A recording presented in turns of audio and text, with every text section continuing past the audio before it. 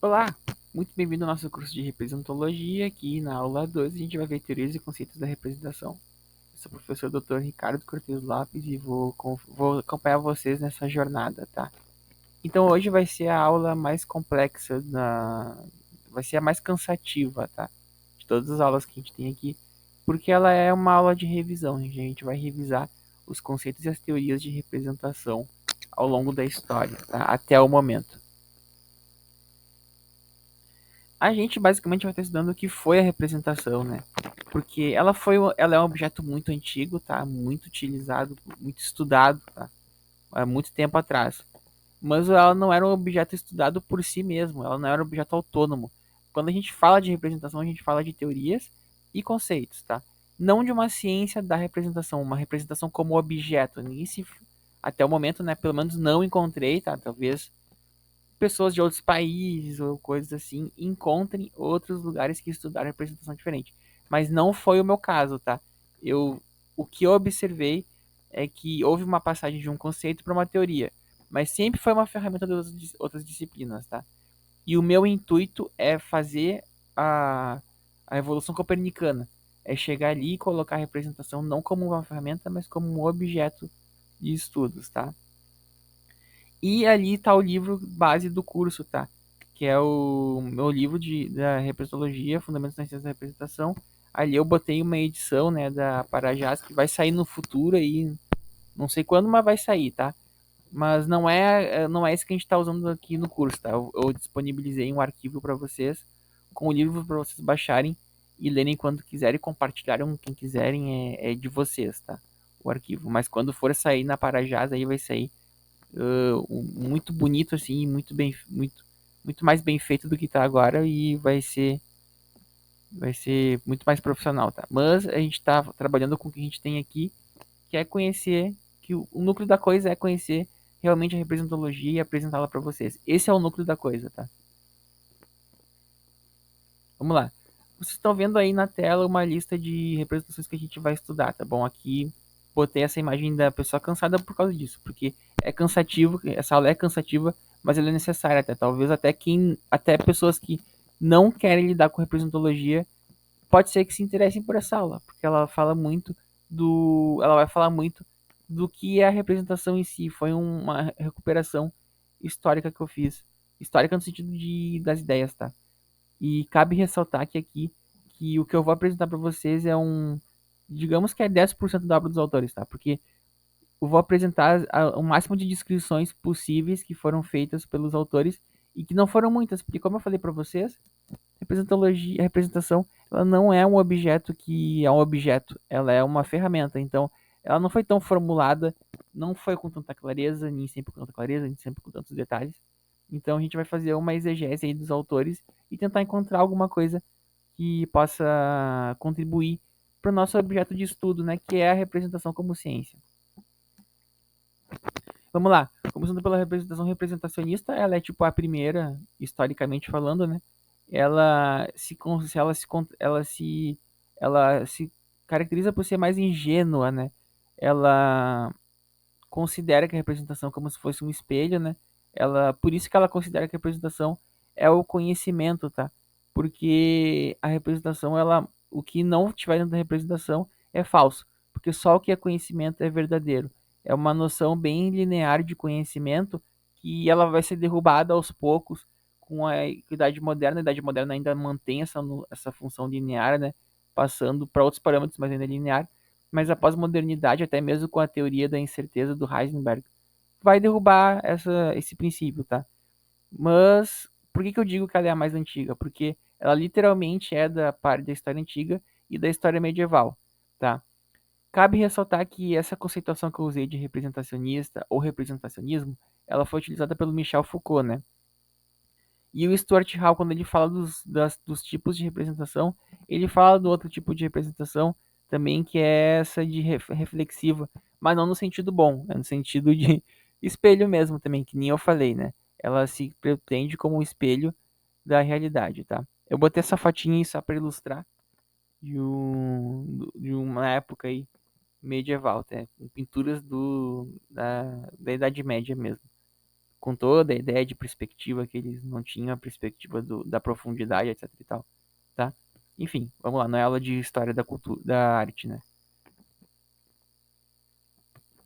Bom, vamos para a próxima então, tá? Lembrando que assim, aquela ali foi a representação que eu coloquei mais no termo de primeira, porque por uma questão histórica. A partir daqui eu pretendo falar mais das representações num sentido mais amplo, porque vocês vão ver mais pra frente que eu vou organizar elas, tá? Mas nesse começo eu queria deixar mais livre a questão da representação, tá?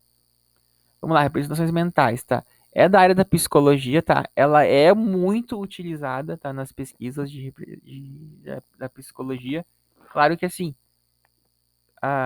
não é uma ferramenta tão popular quanto outras, tá? As estudos das representações não é tão popular quanto outros estudos, tá? Não vamos nos iludir, tá? Não é uma área tão popular. Apesar de longeva, não é tão popular. Mas, basicamente, as representações mentais, elas se dividem em proposicionais, modelos mentais e imagens, tá? E, em síntese, é uma tradução do mundo externo na percepção do indivíduo, que pode ser evocada mesmo sem a presença do objeto representado. Então, se todo dia que eu chego em casa, alguém desliga a luz e me dá um tapa, eu vou montar uma representação sobre desligar a luz. Desligar a luz é tomar um tapa. Ao ponto de que eu levei tantos tapas no dia seguidos que no dia que uns dias depois, se alguém só desligar a luz, eu já vou esperar o tapa. Então a representação mental é nesse sentido, tá? De eu não precisar mais do objeto para conseguir ter a sensação do objeto representado, tá? A subdivisão em representações proposicionais, que é o encadeamento de símbolos, tá? Que ela tem a ver com a linguagem natural, com a linguística. Quem quiser procurar já tem as palavras-chave, tá? Modelos mentais também, projeções internas e por isso estruturais do mundo interno. Então, ali a representação mental como um todo, ela cria, né, o efeito e o modelo mental ele fala muito do desenho, né, das projeções internas no sentido de desenho, tá, das projeções. E as imagens, tá, interpretações dos modelos sob uma dada perspectiva. Então, aí sobra espaço para subjetividade, porque daí o tapa que eu posso interpretar, daí já o tapa que eu tô levando, ele pode ter diferentes significados para cada indivíduo, né? Então não depende só do tapa em si objetivamente, também depende de tudo isso. Como eu falei para vocês, é um apanhado geral. Eu não vou colocar muito peso nisso porque tem o livro ali com mais detalhes e também porque vocês conseguem encontrar com a internet hoje em dia, a gente consegue encontrar as bases de dados confiáveis, né? Vocês também não vão procurar em qualquer lugar, mas bases de dados confiáveis para vocês se aperfeiçoarem, tá? Aperfeiçoarem não, aprofundarem, desculpa. Vamos lá, Kant, tá? Kant é conhecido como sendo quase hermético, né? Quase não, hermético. Ele e o Hegel, né? São conhecidos como os herméticos. E ele escreveu um livro que é a Crítica da Razão Pura, que ele está especificando que existe um número, né? Que a gente não consegue chegar nele, tá? Mas a gente consegue chegar nos fenômenos, que é o que nossos sentidos permitem que a gente chegue, que a gente tome contato. E daí vocês vão ver que a realidade é uma representação da nossa mente, né? Ele é um dos autores de síntese, né? Com todas as questões dele, da categoria, ele está sintetizando ali o empirismo e o racionalismo, né? E daí para ele a realidade é uma representação da mente, nós compreendemos pelas categorias e os objetos são representações da mente, e não exatamente as coisas em si mesmos. Então, o objeto que eu percebo é uma representação, ele é um fenômeno, ele não é um número. Então, eu só consigo pensar, por exemplo, numa mesa. Eu não, eu, Se eu toco na mesa, não quer dizer que eu tô tomando contato com o que é uma mesa de verdade. Eu estou formulando uma representação da mente, tá? E daí nisso ele distingue dois tipos, tá? De representações: a intuitiva e a discursiva. A intuitiva então tá ligada com essa questão mais subjetiva, né? Que tá além do empirismo, e a discursiva tem a ver com a gente tá falando e nisso também gerando, a gente tá se comunicando, desculpa, falando não, se comunicando e nisso também tá gerando gerando também um fenômeno, tá? Então são representações. A representação, no caso, ela impede da gente chegar no número. Schopenhauer, então, escreveu o livro O Mundo como Vontade de Representação, um livro maravilhoso, tá? E o que ele vai falar, tá? Que é possível chegar ao número, tá? Então o Kant dizia que era impossível, mas o Schopenhauer, discutindo com Kant, diz que sim. Mas as representações estão nos impedindo de fazer isso, tá? Então, nesse caso, a representação, por isso que é o mundo como vontade de representação. O mundo ele está sendo construído pelas representações, só que é um mundo, as representações impedem de chegar no nesse mundo de verdade, tá? No mundo como númeno. Então é um desvio, tá? Só para vocês terem uma ideia. Ele não chegou a formular tipos de representação como Kant fez, e fez dois tipos, mas ele tem essa reflexão sobre a representação enganando, tá? Baudrillard também, o Jean Baudrillard, ele afirma que, aí é muito interessante a obra dele, né? Que as representações são criadas intencionalmente para desviar do real, tá? Então, o que era uma impossibilidade para o Kant e para o Schopenhauer, para o Baudrillard é uma invenção proposital, tá? Para manter a dominação.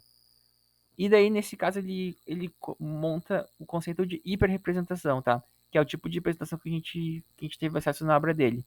Que é a representação mais perfeita do que a própria coisa que está sendo representada, tá? Então, por exemplo, um suco de uva, ele pode ser mais reconhecidamente um suco de uva de caixa industrial, né?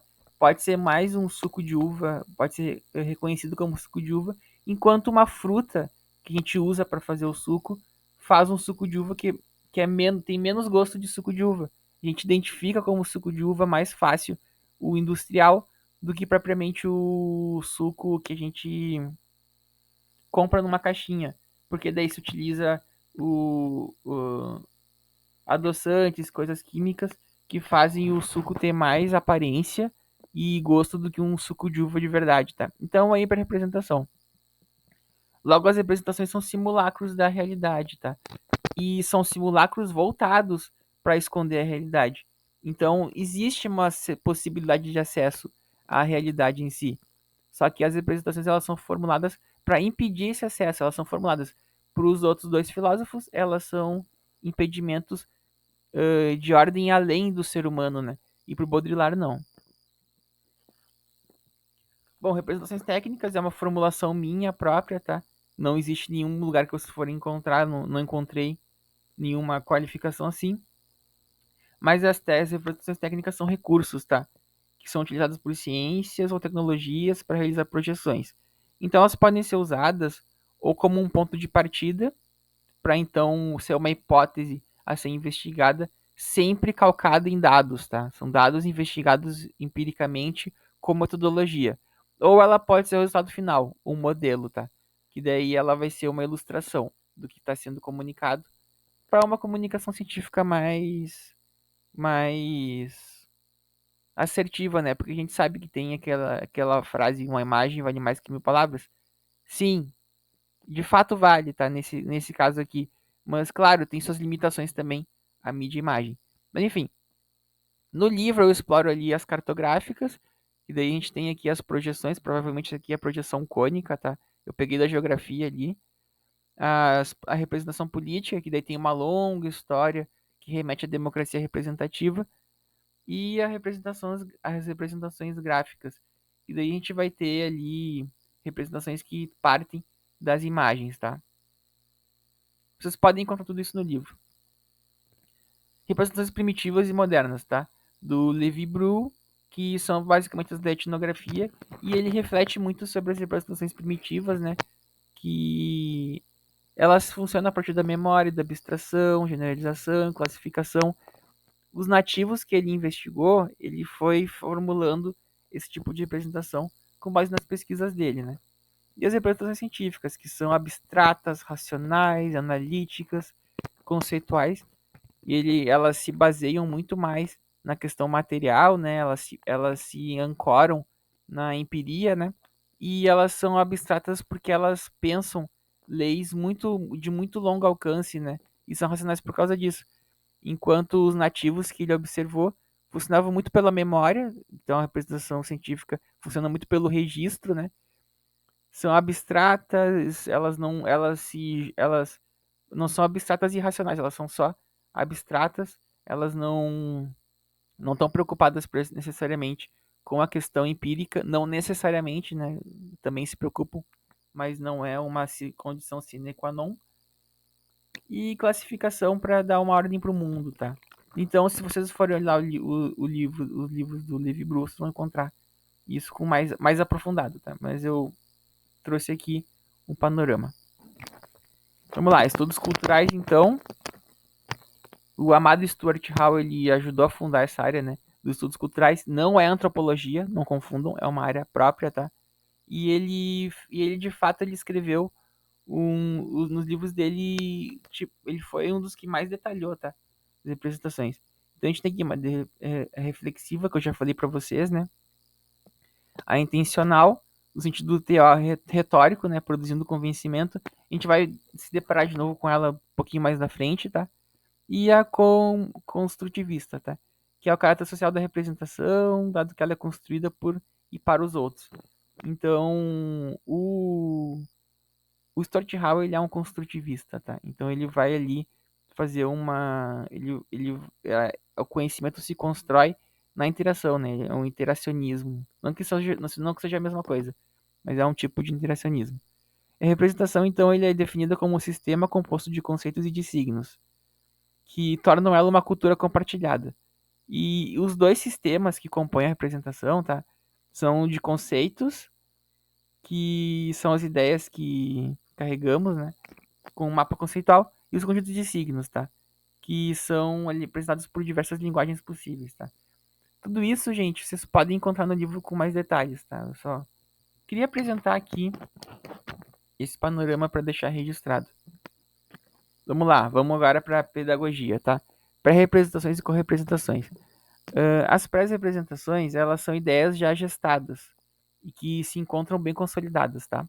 Elas já estão consolidadas, elas já são pré-representações, tá? Mas as correpresentações são quando essas ideias elas já começam a ser contestadas, tá? Elas se alteram com novos aprendizagens, comunicação e interação, tá?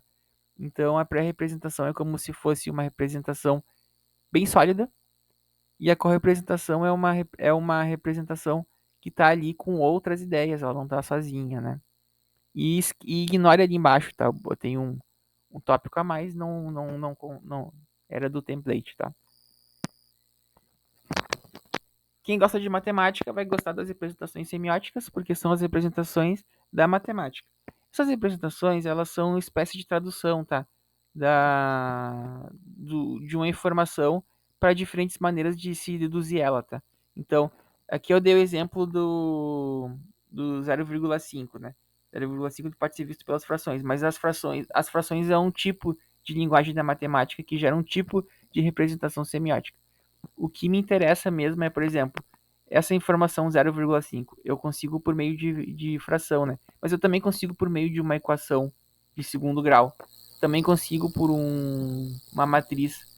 No momento que eu conseguir gerar a mesma informação por meio desses diferentes sistemas, eu tenho representações semióticas da mesma informação, certo? É basicamente isso, você consegue encontrar por meio da matemática, tá? Psicanálise, então, é uma das mais complexas de explicar, porque não é um volume grande de informação, mas tem todo aquele aparato da psicanálise que às vezes veda um pouco, né? Você encontrar, você entender rápido, que nem aí é parecido com Kant e com Hegel, mas não é exatamente isso, tá? No sentido de complexidade, né? De hermetismo. Bom, ele basicamente na psicanálise discute a coisa, o Das Ding. Não sei pronunciar em alemão, tá? Não aprendi. Mas a representação da coisa é um tipo, né? É o complexo associativo construído por representações sensíveis. Então, você vai lá e vai representar a cadeira, tá? Você vai ter sensações com aquela cadeira e nisso vai construir a representação da coisa, tá? Que ela ainda não tem um nome. Ela vai ter um nome quando ela tiver uma palavra. Que daí a gente vai utilizar essa palavra não só para identificar essa coisa, como também para localizar em relação a outras, tá? E também apresentam a representação da representação, que daí é uma questão muito mais linguística do que propriamente voltada pra gente, tá?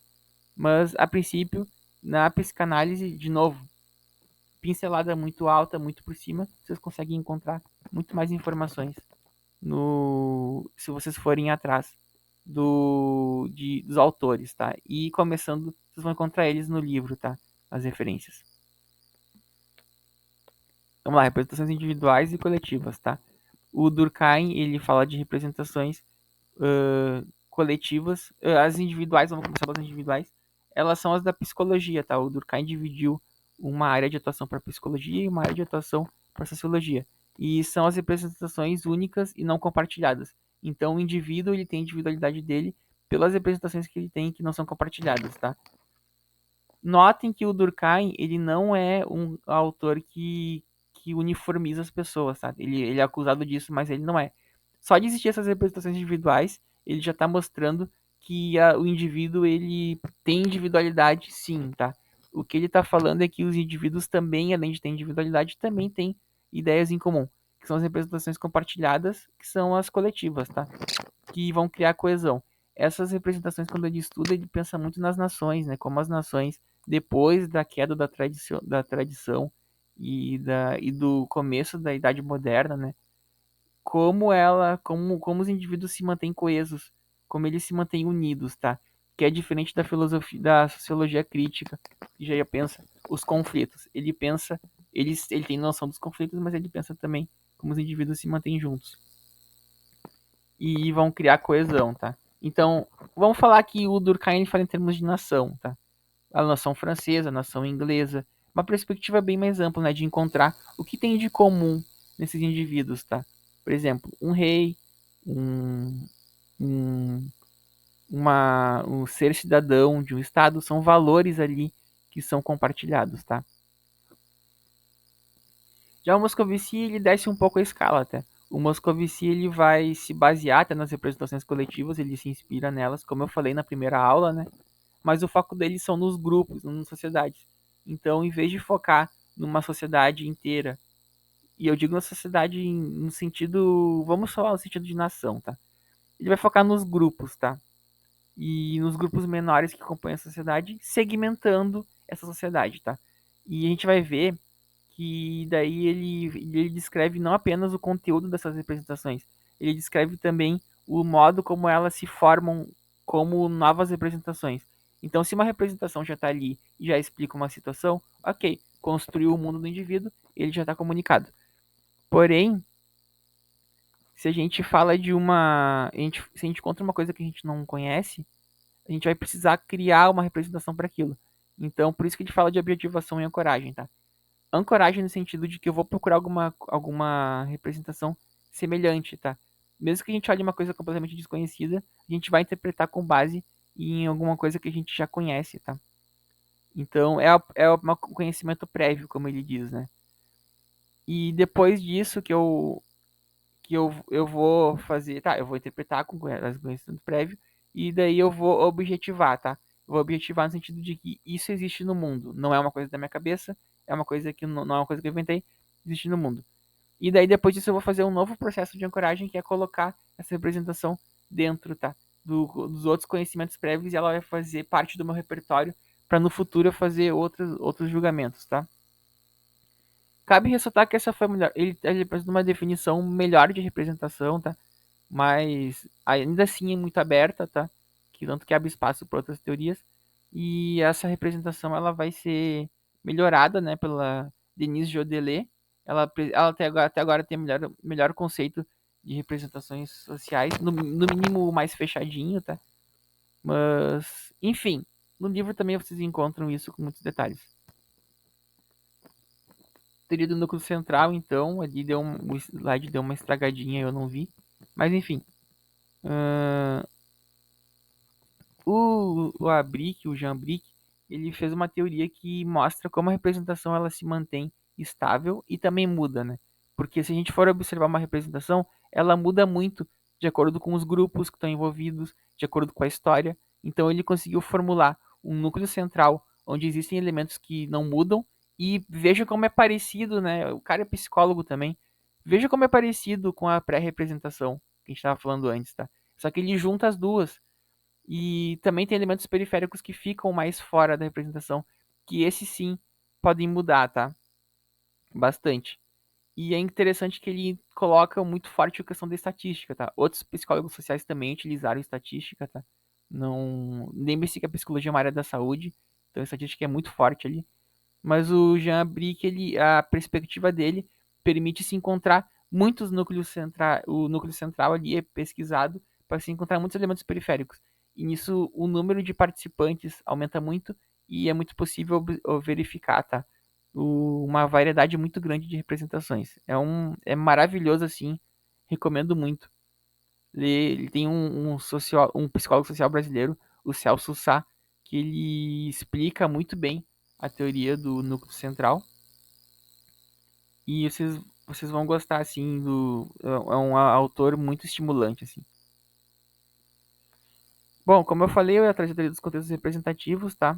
Eu tenho um vídeo aqui no canal, no meu canal do YouTube, que eu vou deixar ali para quem quiser se aprofundar um pouco na teoria dos contextos representativos. Mas em teoria, é uma teoria que bota as representações em movimento, tá? Tira ela do interior da mente individual, porque ela tá ali, ela continua ali, tá? Mas ela também, quando o indivíduo toma ações, ele também coloca representações no mundo, né? E cria-se contextos, porque quando as representações interagem entre si, elas criam contextos. E daí, nesses contextos, elas podem se transformar mutuamente, tá? E daí no livro eu crio maneiras, ferramentas de se fazer medições das representações. E daí, por exemplo, o Abric ele estuda uma mesma representação.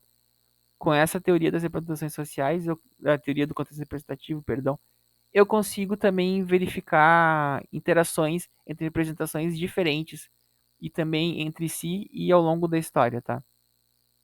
Tudo isso nesse livro, tá? E o foco é na sociologia, né? Vocês vejam, eu utilizei essa teoria para alimentar a sociologia e ainda era a teoria das representações sociais, tá? Ainda focado nisso, tá? Porque é assim que funciona. A gente primeiro aprende com os mestres e depois tenta lançar suas próprias ideias, tá? Mas primeiro sempre respeitando nossos antepassados intelectuais, né? Bom, para finalizar essa aula, então, vamos fazer uma apanhada dessas teorias, tá?